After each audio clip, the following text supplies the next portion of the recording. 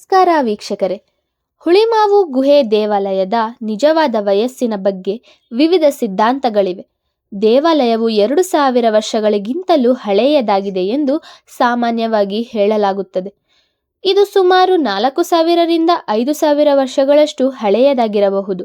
ದೇವಾಲಯದಲ್ಲಿ ತಪಸ್ಸು ಮಾಡಿದ ಸಂತರು ಅದೇ ಸ್ಥಳದಲ್ಲಿ ಮಹಾಸಮಾಧಿಯನ್ನು ಪಡೆದರು ಎಂದು ಇವನ್ನೆಲ್ಲವೂ ಉಲ್ಲೇಖಿಸಿ, ಈ ಕೆಳಗಿನವುಗಳು ಸ್ಥಳದ ಕೆಲವು ಪ್ರಮುಖ ಆಕರ್ಷಣೀಯ ಹುಳಿಮಾವು ಗುಹೆ ದೇವಾಲಯದ ಅವಲೋಕನ. ದೇವಾಲಯದ ಸ್ಥಾಪನೆಗೆ ಸಂಬಂಧಿಸಿದ ಸುಂದರ ಇತಿಹಾಸವಿದೆ. ಮರಿಯಪ್ಪ ಸ್ವಾಮೀಜಿ ಎಂಬ ಸಿವಿಲ್ ಗುತ್ತಿಗೆದಾರರು ನಂದಿ ಬೆಟ್ಟದ ಶ್ರೀ ವಿಶ್ವನಾಥ ದೇವಸ್ಥಾನದಲ್ಲಿ ಕೆಲಸ ಮಾಡುತ್ತಿದ್ದರು. ಬೆಂಗಳೂರಿನ ಗುಹೆಗಳಲ್ಲಿ ತಪಸ್ಸು ಮಾಡುತ್ತಿದ್ದ ಇದೇ ರೀತಿಯ ಋಷಿಯನ್ನು ಗುರುತಿಸುವ ಕೆಲಸವನ್ನು ಅವರು ಭೇಟಿಯಾಗುತ್ತಿದ್ದ ಋಷಿಯೊಬ್ಬರು ನೀಡಿದರು. ಅಂತಿಮವಾಗಿ ಸಾಕಷ್ಟು ಸಂಶೋಧನೆಯ ನಂತರ ಮರಿಯಪ್ಪ ಅವರು ಹುಳಿಮಾವು ಗುಹೆಯಲ್ಲಿ ಧ್ಯಾನ ಮಾಡುತ್ತಿರುವ ಸಂತ ರಮಾನಂದ ಸ್ವಾಮೀಜಿಯನ್ನು ಕಂಡುಹಿಡಿದರು. ಸಂತನ ಮರಣದ ನಂತರ ದೇವಾಲಯವನ್ನು ಅಂತಿಮವಾಗಿ ಗುಹೆಯಿಂದ ಕೆತ್ತಲಾಗಿದೆ. ಉಳಿದ ಪ್ರಾಚೀನ ರಚನೆಗಳು ಹಾಗೇ ಉಳಿದಿದೆ. ಆ ಟಿಪ್ಪಣಿಯಲ್ಲಿ ಪ್ರವಾಸಿಗರಿಗೆ ಕೆಳಗಿನ ಕೆಲವು ಪ್ರಮುಖ ಅವಲೋಕನಗಳು.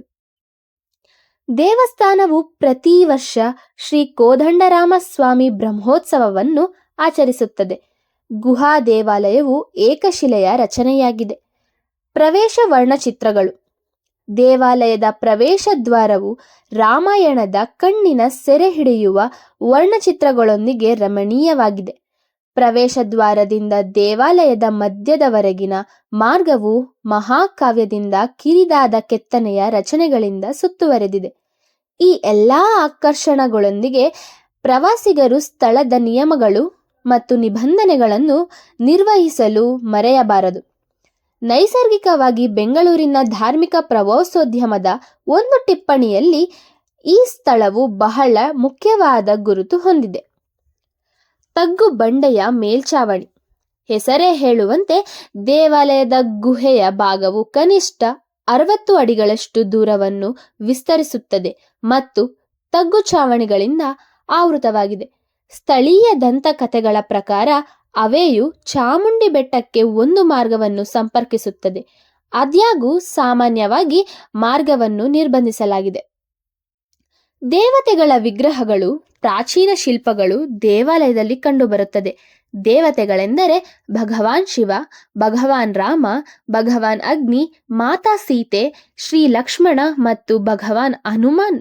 ಪುರಾತನ ದೇವಾಲಯಗಳ ನಡುವೆ ಗಣೇಶನ ವಿಗ್ರಹವೂ ಇದೆ. ಧ್ಯಾನ ಮಂಟಪ.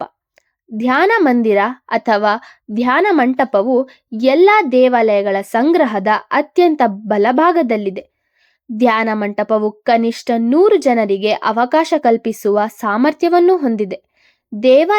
ದೇವಾಲಯಗಳು ಎಡಕ್ಕೆ ಶಿವಪಾರ್ವತಿಯ ದೇವಸ್ಥಾನಗಳು ಮತ್ತು ಬಲಕ್ಕೆ ಶ್ರೀ ರಾಜರಾಜೇಶ್ವರಿ ದೇವಾಲಯಗಳನ್ನು ಒಳಗೊಂಡಿವೆ. ನವಗ್ರಹ ದೇವಾಲಯಗಳು ದೇವಾಲಯದ ಹೊರಭಾಗದಲ್ಲಿ ಎತ್ತರದಲ್ಲಿ ನೆಲೆಗೊಂಡಿವೆ. ನಾಗ ದೇವಾಲಯಗಳು ದೇವಾಲಯದ ಹೊರಭಾಗದಲ್ಲಿ ಎತ್ತರದ ವೇದಿಕೆಯಲ್ಲಿವೆ. ರಿಷಿ ರಮಾನಂದ ದೇಗುಲ. ನಾಗ ದೇಗುಲ ಮತ್ತು ನವಗ್ರಹ ದೇವಾಲಯಗಳ ಜೊತೆಗೆ ರಿಷಿ ರಮಾನಂದ ದೇವಾಲಯವು ದೇವಾಲಯದ ಹೊರಭಾಗದಲ್ಲಿದೆ. ದೇವಾಲಯದ ಗೋಪುರ. ದೇವಾಲಯದ ವಾಸ್ತುಶಿಲ್ಪದ ಮುಂದುವರಿಕೆಯಲ್ಲಿರುವ ದೇವಾಲಯದ ಗೋಪುರವು 6 ಅಡಿ ಎತ್ತರದ ಸಭಾಂಗಣದ ಎತ್ತರದೊಂದಿಗೆ ಬದಲಾಗುತ್ತದೆ. ಸ್ಥಳಗಳಲ್ಲಿ ಮತ್ತು 4 ಅಡಿ ಕೆತ್ತನೆಗಳು ಮತ್ತು ಭಿತ್ತಿ ಚಿತ್ರಗಳೊಂದಿಗೆ ಇತರರಲ್ಲಿ.